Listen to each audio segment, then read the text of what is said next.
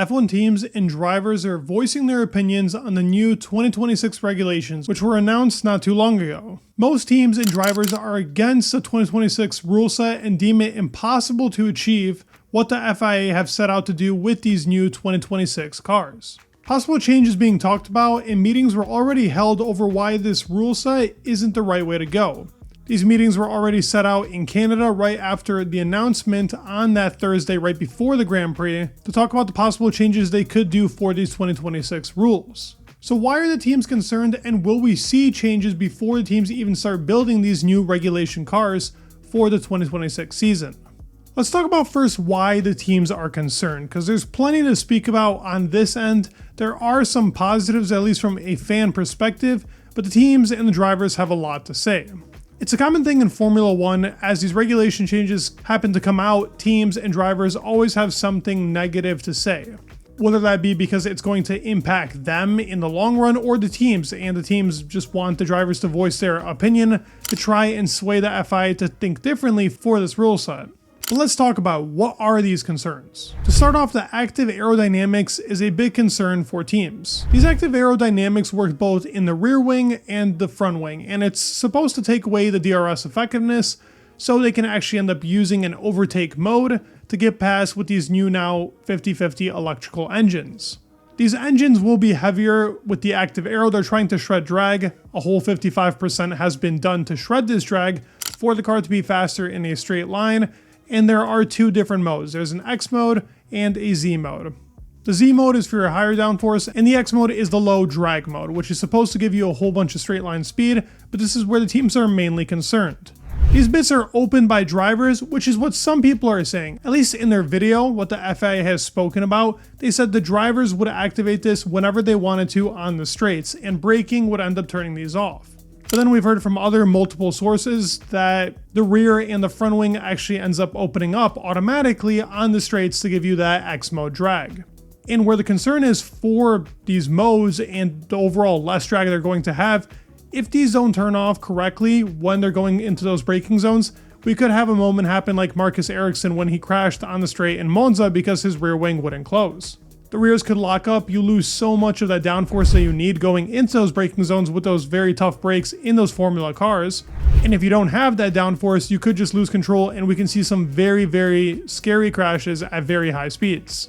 And while the safety has gone up in Formula 1 big time, these are still big concerns to have. George Russell has already pointed out that this is one of the issues that could occur with active parts in both the front and the rear, in the possible malfunctions, because that is a common thing in Formula 1 where the front or the rear wing can malfunction even with nothing being done to it. Weight is another thing being talked about. The weight being too low is something teams are being very adamant on is a bad choice.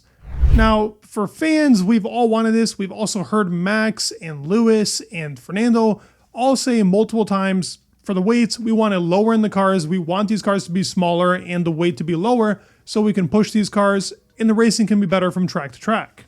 And while I do think most of these drivers do feel this way, they're kind of looking out for the teams, because the way you achieve this minus 30 kilogram new weight limit would be dependent on the team. It's not so much the FIA has made it easier for teams to actually achieve this weight limit, but more so it's on the teams to have way less weight in the car while also still making it aero efficient and great in downforce.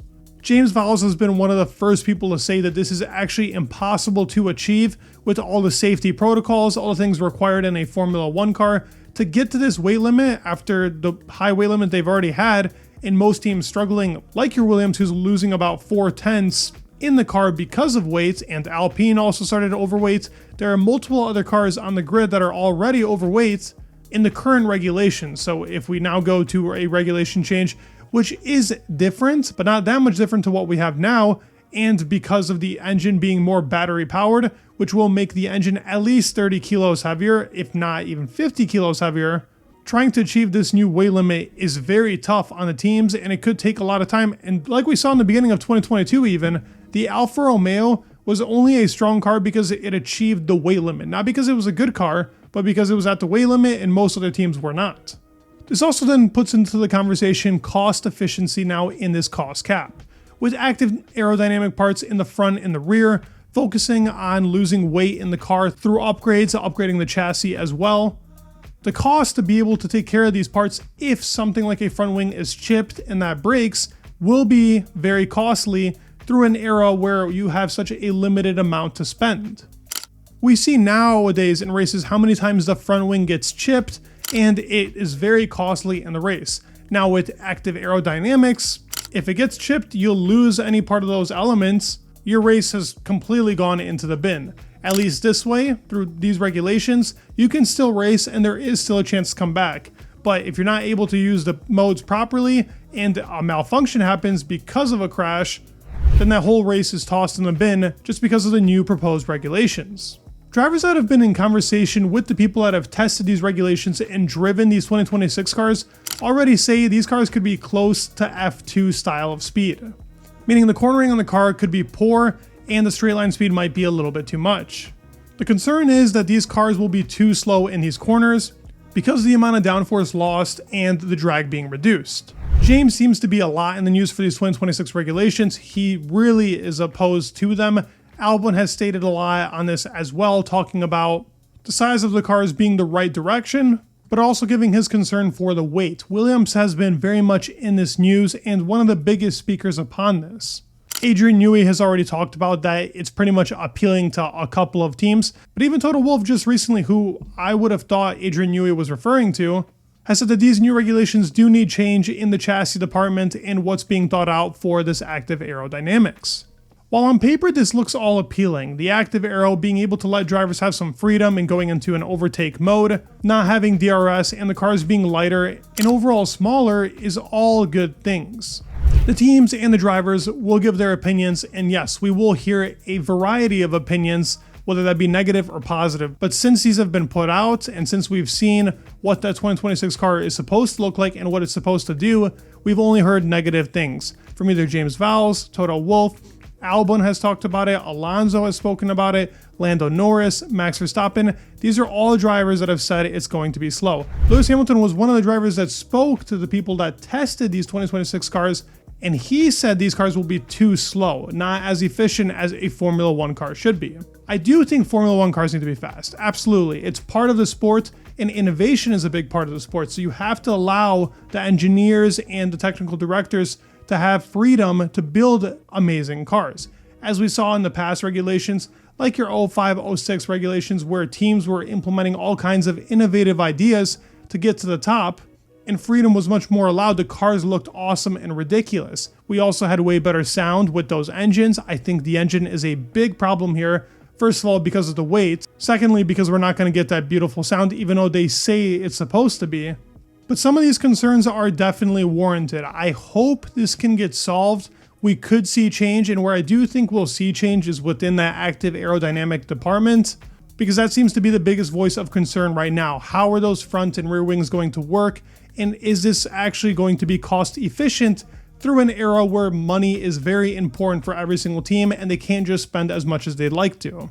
I'm going to stay positive, and I do think it's going to solve itself. I have a lot of hope that these regulations almost turn out pretty much like how we're seeing them, but they can figure out the cars still being quick, but being able to race. That is the most important part in motor racing.